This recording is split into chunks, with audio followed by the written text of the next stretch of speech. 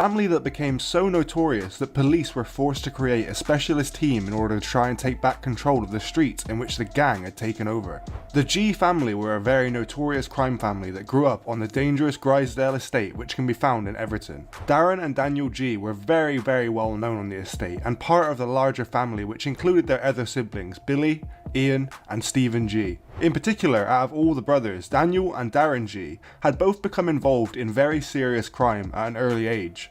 The brothers made it clear that they wanted to make their mark in the Grisdale estate. In many previous interviews, Darren has explained how the brothers had nothing but a poor experience in the education system, and because of this bad experience, he had been left with no choice but to leave school at the age of 13. By the time the brothers were young adults, Darren explained that most of the G family did not have the necessary qualifications or skills that were required to get a decent job, especially one that would support them on the estate.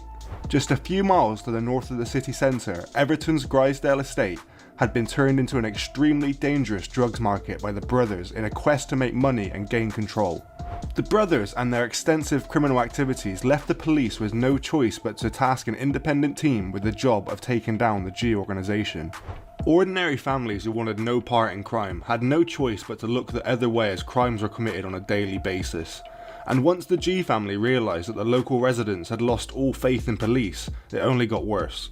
The brothers now terrorised anyone who stood in their way, on their conquest to turn the residential estate of Grisdale into an area that was exempt from the rule of law.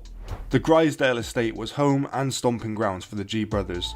The crime family enjoyed their status as gang leaders, and it's mostly agreed that the crime gang that polluted Grisdale was led by Darren and Daniel G, who both had no trouble using extreme violence and intimidation tactics to dominate the back streets and alleyways in the North Liverpool estate.